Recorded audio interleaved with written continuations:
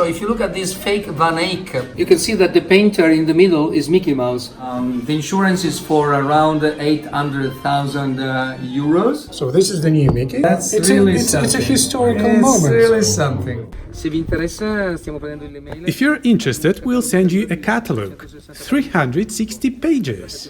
Arrives next week. This big. Yes, leave your email. Thank you very much.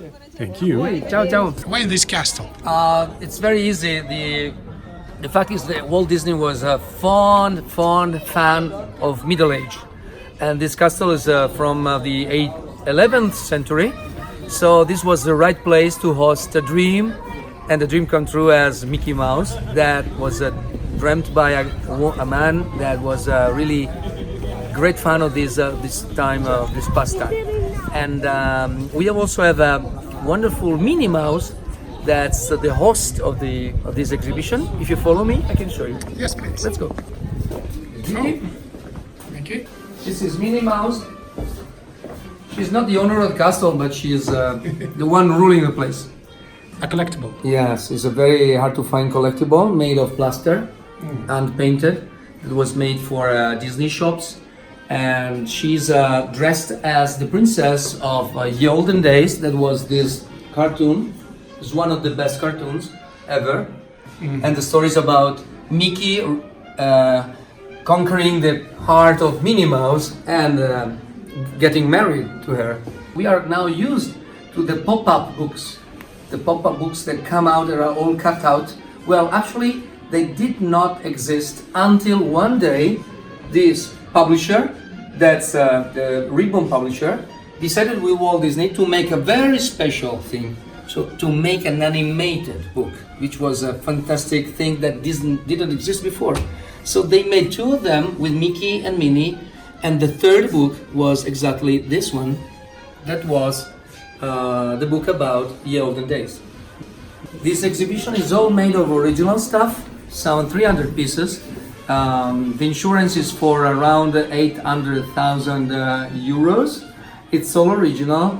In this special room, we're going to meet Walt Disney because we are screening a few scenes from Steamboat Willie. That's the one screened on the November 18, 1928. And immediately after the screening of this film in one movie theater, Mickey boomed. And we are lucky enough to have one drawing from that historical film, and this is it. It was painted by actually Walt Disney. No, actually Walt Disney didn't draw Mickey because his partner Ub Iwerks did. They were friends. They were both born in 1901. But actually Walt Disney gave him his voice. Hey, Pluto! There she comes! Hurry up, Pluto! He never drew Mickey Mouse except for a few times when, people asked him, why don't you draw me a Mickey Mouse? He didn't know how to do Mickey Mouse, but actually we have a little miracle in this exhibition because behind you we have a book where Walt Disney put his signature and he also drew a Mickey Mouse. It's an incredible quality Mickey Mouse. It seems like a modern Mickey Mouse made by Giorgio Cavazzano or Dan Ypes, he's a Dutch guy. So he's one of the best Mickeys ever, and he did it just, with a fountain pen like that. A very short scene. This is drawing number 510. Imagine how much drawings are needed. And we are very proud to present this exhibition. It's an exclusive, an award exclusive. The Walt Disney Company supported it and endorsed it. So it's an official exhibition made by private people, but recognized as Disney as the real thing. So we are very proud of it. Thank you, Federico. So Mickey is really a round little guy that gives you a feeling that you can really believe in what you do, and you can also solve problems. He's the making hero. So the little hero that can make it out. When you work for 15 years for the Disney company, you get this bronze Mickey. This is the prize if you stay long enough with the company, and he is sorcerer's apprentice because that's his main role. Did you get one? Like this? Yeah, that's mine.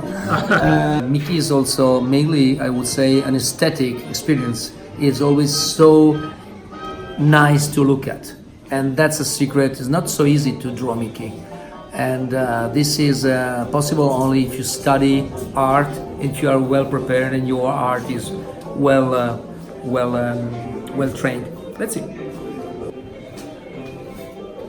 This is Giorgio Cavazzano, the main Disney artist in the world, painted this painting for this exhibition. From the masters of the past, like Floyd Gottfredson, this is one of these paintings, Mickey flying over the clouds and finding a man who can kind of manipulate atoms and make his own automobile fly. This was incredible for the time. Of course, Back to the Future by Zemeckis is a movie we all know, 3 movies we all know.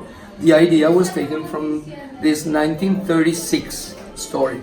Federico, so many Italians are working for Disney company. There is a reason. Why so? Yes. Because in 1935, when Arnoldo Mondadori, the publisher, met Walt Disney, wanted to publish Floyd Gottfredson's stories actually, but there weren't enough stories around because were just strips for the newspapers, and the comic books were not around, and there wasn't enough stuff to publish.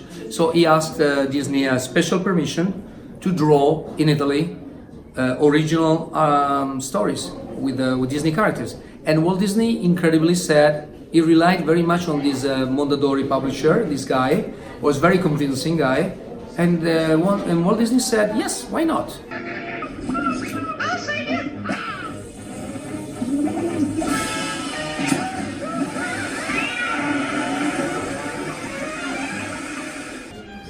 10 to 15 people were working on the same episode. It was very important to draw Mickey all the same, all the time. Libri. The books. This is the first book in Italian, translated from English by Cesare Pavese. This first book in Italian is a very rare thing. Wow. It was eventually sent to paper for recycling, and they didn't publish it later because the manuscript was lost. Now this book costs €1,500–2,000. This is the first Italian book, and this is the first American. This is beautiful. It's the Inferno, Steamboat Willie, Fantasia, Mickey runs his own newspaper, all the main things. This is Fabio Celoni, the new wave. Fabio Celoni. Fabio Celoni, Sciarrone, Giovan Battista Carpi, full bloom. Look at the elegance, look at the perfection, and look at the quality of this painting. If you look at this fake Van Eyck painting, you can see that the painter in the middle is Mickey Mouse. Look inside, you zoom, you go, and you see it. Oh, really? If you look at this fake Caravaggio, Minnie Mouse as Caravaggio, you go into the details and you see how wonderful is this artist. If you look at that fake, let's say, homage to Klimt, this is a 2 meters painting that now is at the entrance of the Walt Disney Company Italy. Right now is here. Of course, they lent it to us. And this is by Corinne Giampaglia. She's a Milanese artist. It's all with a gold leaf, and it's something really breathless. We fooled him. Oh, yeah? In this exhibition, we also have something very special. That's the first stamp ever done about a Disney subject that's dedicated to Walt Disney, and this is it. This is the very first day of emission with the stamp. And this was given to me by the daughter of Walt Disney, Diane Disney. Oh. This comes from their personal collection, and he gave it to me, and he said, I want you to have this. Because we were friends, she died 5 years ago, and she took this from the drawers of her mom, so this means from the drawers of Walt Disney himself, and she gave it to me. Hang on, pal. Here we go. And this is the art class, where we have a Disney artist working every Saturday and Sunday, working and making people draw. The black parts of the head disappearing beneath. These are not totally round, they're oval, they're always drawn like they're flat. It's not that easy to do, right? Probably Disney did do not want us to show it because Why? probably it's the future of Mickey. This is an Austrian guy who did for us something that is very, very secret still. It's a prototype of a new Mickey superhero, something that is really a preview of the future. So this is the new Mickey? Yeah, Is it? there's something around this design that probably we will see in the next few years. So That's it's really it's something. a historical it's moment. really something. Whose idea was to do this exhibition actually? Well, Yours? actually, my idea. I had some stuff in my drawers, and I felt that it was time to pay homage to the masters of Disney comic art and animation. And since I met some 34 years ago, Floyd Gottfredson, and I found this humble man living in a very desolate space in a room or two in Hollywood, no fancy, no glory. And I felt that wasn't really fair, that a guy that invented so many different words and so a lot of fantasy words for Mickey was living without having recognition for this. So I thought about this, and when was approaching the 90th anniversary, I wrote to Disney and I said, why don't we pay homage to the masters of Disney animation and comic art? And they said, it's a good idea.